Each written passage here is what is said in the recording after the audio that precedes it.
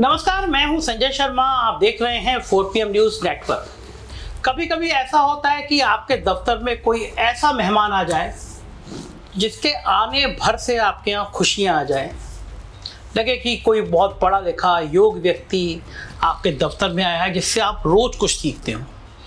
तो आज कुछ ऐसा ही नज़ारा मेरे ऑफिस में है। मैं रोज़ शो करता हूँ अभय दुबे जी का, वो दिल्ली में रहते हैं, मैं लखनऊ में रहता हूँ। रोज़ शो करते हैं, आप रोज़ शो सुनते हैं। लेकिन एक जगह व्याख्यान देने के लिए अभय जी लखनऊ आए थे, तो मैंने अनुरोध किया कि आप मेरे ऑफिस आइए और आज बातचीत करते हैं। क्या योग आदमी है अभय जी। जब मैं उनसे बात करता हूँ तो रोज़ कुछ ना कुछ सीखता हूँ। आप सोचिए, 35 से ज़्यादा किताबें लिखी हैं उन्होंने। देश का कोई राज नहीं है जहाँ पे उन्होंने व्याख्यान नहीं दिया। और दुनिया के ना जाने कितने देशों में घूमे हैं और क्या क्या संग्रह इकट्ठा किया। तो आज मेरे ऑफिस में है, आज बातचीत मेरे ऑफिस से। बहुत स्वागत है अभय जी। जो कहा है गाना भी था, आप आए बाहर आई, तो आपके आने से मेरे ऑफिस में सब लोग बड़े खुश हैं। अरे बहुत बहुत धन्यवाद संजय जी, आप क्यों शर्मिंदा कर रहे हैं। अभय जी, आप लखनऊ में एक जगह व्याख्यान देने आए। देश में तो आपने बहुत सारे जगह पे विश्वविद्यालयों में और बाकी जगह इस तरह के व्याख्यान दिए होंगे ना। देखिए, मैं पत्रकारिता, पॉलिटिकल एक्टिविज्म और एकेडमिक्स, इन तीनों दुनियाओं में एक साथ रहता हूँ। तो लोगों को जो शोध करता हूँ, जो अनुसंधान करता हूँ, और जब कोई व्याख्यान देने के लिए बुलाया जाता है तो मुख्य तौर पर मेरे व्याख्यान जो मेरे किए जा चुके अनुसंधान पर आधारित होते हैं। और जो पत्रकारिता है उसके लिए मैं अखबारों में लिखता हूँ, आप लोगों के साथ चर्चाएं करता हूँ। और पॉलिटिकल एक्टिविस्ट तो मैं रहा हूँ, लंबे अरसे तक रहा हूँ, और आज भी मेरी उसमें दिलचस्पी है। क्या गजब है। मैं दर्शकों को बता दूं कि अभय जी घर पे भी आए तो मेरी पत्नी गाना बहुत अच्छा गाती हैं। तो उसके बाद अभय जी ने एक से एक पुराने गाने किसने लिखे, किसने गाए, मोहम्मद रफ़ी ने कब कब क्या किया, मतलब फिल्मों की आपकी ऐसी अद्भुत जानकारी है। हम सोचते थे पत्रकारिता में ही आप डॉक्टरेट है, पत्रकारिता के मास्टर हैं, फिल्मों की जानकारी। देखिए, फिल्मों पे तो मेरी बहुत पुरानी रुचि है। न केवल मैं फिल्मों का बहुत ही उत्सुक दर्शक हूँ, बल्कि फिल्मों के बारे में सोचता भी हूँ और समाजशास्त्री दृष्टिकोण से उसके ऊपर विचार भी करता हूँ। मेरा मानना है कि फिल्मों का संसार एक ऐसा संसार है जो कि जो आपका यथार्थ तो नहीं होता, लेकिन आपके यथार्थ को बहुत प्रभावित करता है और आपके यथार्थ से बहुत प्रभावित होता है। तो फिल्मों की दुनिया तो अद्भुत और अनूठी दुनिया है, जिसमें फैंटेसी भी है, जिसके अंदर गीत है, इसके अंदर संगीत है, और जिसके अंदर हकीकत भी है। अच्छा, आप इतने सब व्यस्त रहते हुए तो आपने 35 करीब के आसपास किताबें, ये हम एक किताब लिखने की सोच रहे हैं, एक साल से 10 पन्ने नहीं लिख पाए, आप 35 किताबें लिख। देखिए, मनुष्य के पास बहुत समय होता है। मैं जो भी काम कर पाया अपनी जिंदगी में, लेकिन मैं ये नहीं कहता कभी कहा कि मैं बहुत व्यस्त हूँ। बहुत समय होता है। अगर आप अपना काम करते रहें और समय का सदुपयोग करना सीख लें तो आपके पास काफ़ी समय होगा और साथ में आप आराम भी कर पाएंगे। आराम भी कर पाएंगे। बिल्कुल। आप कर पाते हैं? आप दिन भर तो इस टीवी चैनल में, उस नहीं, मैं बाकायदा आराम करता हूँ और जितनी घरेलू जिम्मेदारियां हैं वो भी उठाता हूँ। और वैसे तो सभी पत्नियों की कुछ ना कुछ शिकायत रहती है, लेकिन मेरी पत्नी की शिकायत कुछ थोड़ा कम रहती है। सुना कि आप कुकिंग भी बहुत अच्छी कर लेते हैं। आज थोड़ा बहुत पॉलिटिकल बातों की जगह मैं आपके व्यक्तिगत इंटरव्यू, थोड़ा बहुत शौक है कुकिंग करने का, कुछ सीखने की कोशिश की है। और खासतौर से इसकी शुरुआत तब हुई जबकि जी टीवी पर संजीव कपूर का खाना खजाना आया करता था बहुत पहले, तो उसको मैं देखता था। तो मैंने उसको देखने के बाद एक आध बार नोट किया उन्होंने जो रेसिपी, यानी जो उन्होंने बताया कि कैसे कोई व्यंजन बनाया जाए, और उसको जब करके देखा तो मैंने पाया कि इसको किया जा सकता है। एक बार जब करने लगते हैं आपको तो फिर आत्मविश्वास पैदा होता है, फिर आप खुद भी सोच के करते हैं। फिर धीरे धीरे मैं करने लगा और दूसरों ने खा के कहा कि अच्छा बना है, तो उसमें और भी ज्यादा उत्साह पैदा हुआ। क्या इंसान है। आप यूनिवर्सिटी में प्रोफेसर हैं, आप बढ़िया कुक हैं, आपको फिल्मों की जानकारी है, आपने 35 किताबें लिखी हैं, आप लगातार अलग अलग टीवी चैनल पर जाते हैं, मेरे साथ रोज शो करते हैं और फिर कहते हैं कि मेरे पास समय है। ये कुछ जादू ऐसी बात कर रहे हैं आप? नहीं, ऐसी बात नहीं। सबके पास मेरे ख्याल से 24 घंटे होते हैं। इस 24 घंटे में ज़्यादा से ज़्यादा आप सोते हैं 6 घंटे या 7 घंटे, या बहुत ज़्यादा अगर सोते हैं तो आप 8 घंटे सोते हैं। काफ़ी वक्त होता है, ऐसी बात नहीं। आप बहुत से लोग अपना वक्त बर्बाद बहुत करते हैं। ये बात भी सही है। आप जब वक्त की बर्बादी की बात की आपने, तो हम फिर पॉलिटिकल दुनिया की तरफ ले चलते हैं। वक्त की बर्बादी कहा जाएगा, क्योंकि हिमाचल प्रदेश की सांसद, मंडी की सांसद कंगना रनौत का एक बयान कल से सुर्खियों में कह रही हैं कि किसान आंदोलन में वहाँ रेप हो रहे थे, वहाँ लाशें पड़ी हुई थी। हालांकि भाजपा ने उससे किनारा किया, लेकिन ऐसे ऐसे नमूने जिनको लगता था कि आज़ादी 2014 के बाद आई है, भारत का पहले प्रधानमंत्री सुभाष चंद्र बोस, संसद वो होती है जो हमारे आपकी ज़िंदगी को प्रभावित करती है, कानून बनते हैं। वहाँ हर पार्टी को चाहिए कि एक बौद्धिक स्तर पे एक मजबूत आदमी आए, लेकिन इतनी महान नेत्री को लाकर क्या यही तस्वीर पेश की है कि किसान आंदोलन में रेप हो रहे थे, लाशें पड़ी थी? देखिए, कंगना रनौत जो है अभी भारतीय जनता पार्टी की और भी सेवा करने वाली हैं। उनसे भारतीय जनता पार्टी को और भी लाभ होगा, और नरेंद्र मोदी का नाम भी उनकी वजह से काफी ऊंचा होने वाला है, क्योंकि उनकी जो कंगना रनौत की जो बौद्धिक प्रतिष्ठा है वो अभूतपूर्व है। इतना बौद्धिक रूप से उपयुक्त व्यक्ति भारतीय जनता पार्टी को और कभी नहीं मिला। हालांकि भारतीय जनता पार्टी ने ऐसे लोगों को भी टिकट दिया है जो कि नाथूराम गोडसे के उपासक थे, और भारतीय जनता पार्टी में तो ऐसे बहुत से लोग रहे हैं, ऐसे लोगों को टिकट भी दिया है जो बात बात पर कहते थे कि संविधान बदला जाना चाहिए और हमें 400 सीटें इसीलिए चाहिए ताकि हम संविधान बदल सकें, और उसका भारतीय जनता पार्टी कितना फायदा हुआ। उसकी 63 सीटें कम हो गई। तो जब आप अगला चुनाव जब होगा, मैं हमेशा मानता हूं कि मतदाताओं ने इस बार आधा काम किया है, आधा काम वो अगले चुनाव में करेंगे भारतीय जनता पार्टी के लिए, और उसमें कंगना रनौत का भी बड़ा अच्छा योगदान होगा। जैसे मैं देख रहा हूँ कि मुझे लगता है कि एक अकेले बयान ने पूरे हरियाणा में बीजेपी की ऐसी की तैसी करके रख दिया। इतना रिएक्शन हो रहा है। इस तरह के वक्तव्य उन्होंने तब भी दिए थे जब किसान आंदोलन चल रहा था। उसका नतीजा क्या हुआ? CISF की उस लड़की ने उनको एक चांटा रसीद किया। और इस तरह की दिलचस्प घटनाएं कंगना रनौत के साथ और भी हो सकती हैं। बड़ा खतरनाक है। तो बदल या यूनिफॉर्म के अंदर एकदम विद्रोह जैसी बात है। आप देखिए ना, आपको अपनी जुबान पर काबू नहीं है, राजनीति का काका आपको नहीं आता, आपकी कुछ भी समझ में नहीं आता, क्यों हो रहा है, कैसा हो रहा है, क्या हो रहा है। कंगना रनौत का मैं वैसे बड़ा सम्मान करता हूं। एक अभिनेत्री के तौर पर वो बहुत ही अच्छी अभिनेत्री है। उन्होंने जितना भी फिल्मों में काम किया है, एक आध 2-3 फिल्में तो उनकी इतिहास में दर्ज हैं। जैसे क्वीन फिल्म उनकी जो है बहुत ही बढ़िया फिल्म है। कंगना रनौत का बहुत अच्छा काम है। अगर वो अभिनेत्री बनी रहती और फिल्मों में आने का दुस्साहस नहीं करती तो राजनीति में आने का दुस्साहस नहीं करती तो आज वो फिल्मों की एक बहुत बड़ी हस्ती होती। ये करके वो राजनीति को तो नुकसान पहुंचा ही रही हैं, जिस पार्टी की प्रतिनिधि है उसको भी नुकसान पहुंचा रही हैं, और उन्होंने अपने फिल्मी कैरियर को भी बहुत नुकसान पहुंचाया है। अच्छा, क्या बीजेपी या मोदी जी ये समझ नहीं पाए होंगे कि इतनी महान हस्ती को लेकर आए हैं पार्लियामेंट में, तो इसको नतीजे तो समझने पड़ेंगे। कहावत कही जाती है कि जब किसी के जाओगे तो चमगादड़ी तरह उल्टे लटकोगे, अगर आप चमगादड़ उड़ जाओगे तो उल्टा लटकना पड़ेगा। तो आप अगर इसी चमगादड़ों की बारात में लेकर आएंगे तो ऐसे बयान तो सुनने होंगे। हरियाणा के चुनाव में कितना असर पड़ेगा इस बयान का? हरियाणा में पहले से भारतीय जनता पार्टी पूरी तरह से बैकफुट पे है। हरियाणा में तो आजकल बात चल रही है, आप हरियाणा में किसी से पूछिए तो लोग कहते हैं देखिए बीजेपी तो हरा नहीं सकती कांग्रेस को, कि तो फिर क्या होगा कि कांग्रेस ही कांग्रेस को हरा सकती है। हरियाणा वाले जानते हैं कि ये चुनाव कांग्रेस अगर हारेगी तो अपनी वजह से हारेगी, भारतीय जनता पार्टी की वजह से नहीं हारेगी। खासतौर से भारतीय जनता पार्टी ने जिस इलाके में लोकसभा में अच्छा प्रदर्शन किया है, जैसे कि जिस इलाके को हम लोग अहीरवाल कहते हैं या इसको आप दक्षिण हरियाणा भी कह सकते हैं, जिसके अंदर गुड़गांव आता है, इसके अंदर रेवाड़ी आता है, इसके अंदर मेवात आता है, ये सब इलाका जो आता है, इस इलाके में भारतीय जनता पार्टी का प्रदर्शन अच्छा है।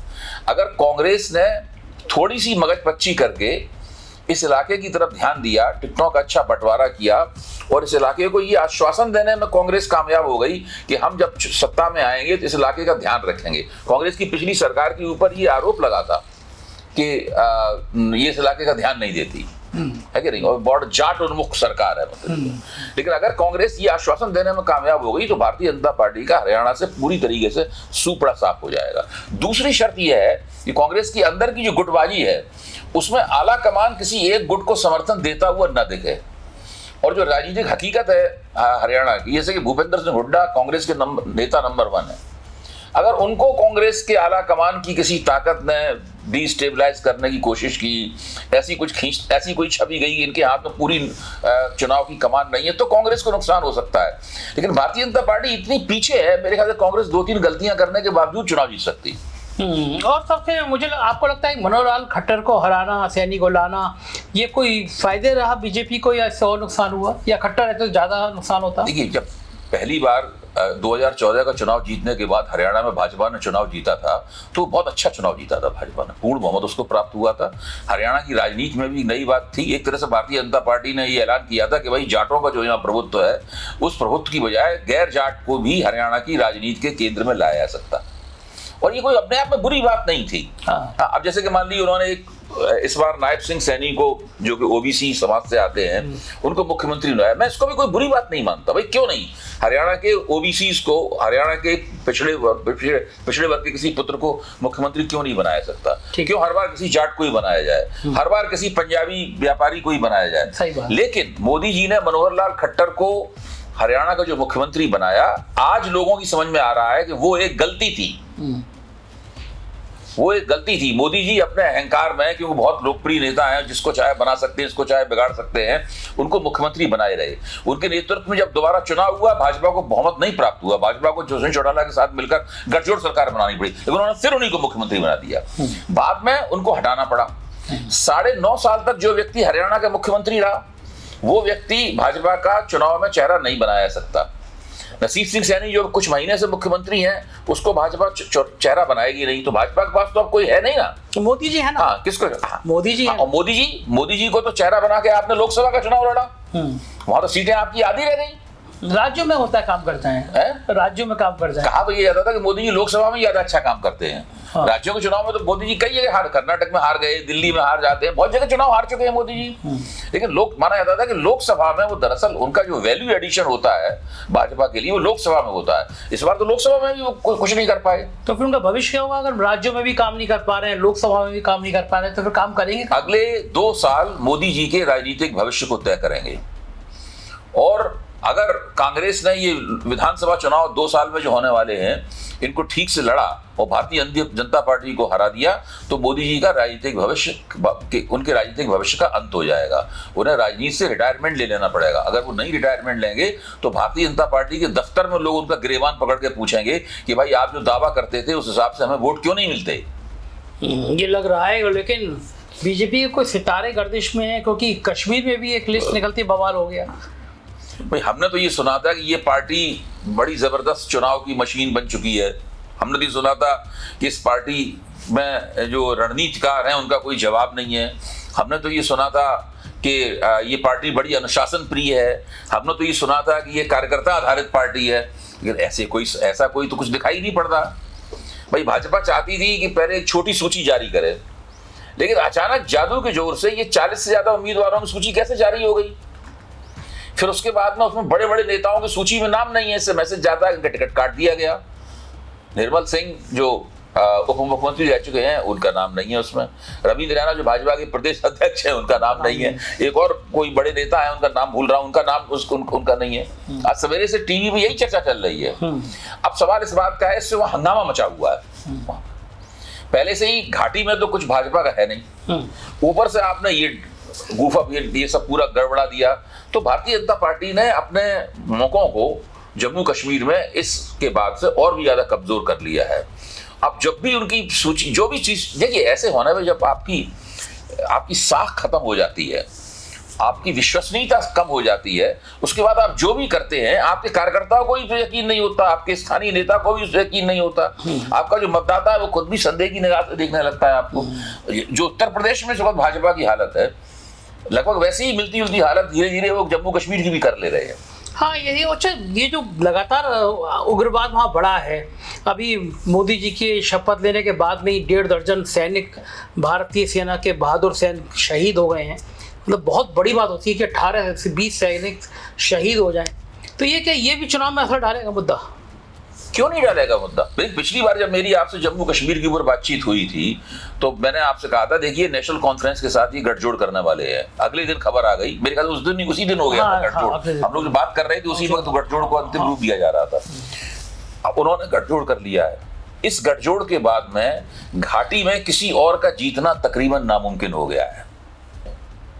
मतलब घाटी की जो सीटें हैं, उसमें आप समझ लीजिए पूरी तरीके से पीडीपी का भी सुपड़ा साफ हो जाएगा। 1 या 2 सीटों को छोड़ के वो जीत नहीं पाएगी।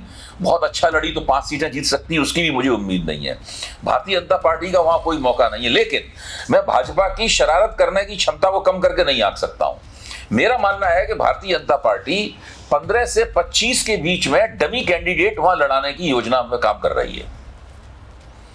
मतलब एनसी और कांग्रेस का गठजोड़ गड़बड़ा जाए उसकी, तो ऐसे वोट कटवा जिसको भारतीय जनता पार्टी फाइनेंस भी करेगी और उनको लड़ाएगी भी, ताकि वो वहां का पूरा जो राजनीतिक संतुलन है उसको बिगाड़ दें।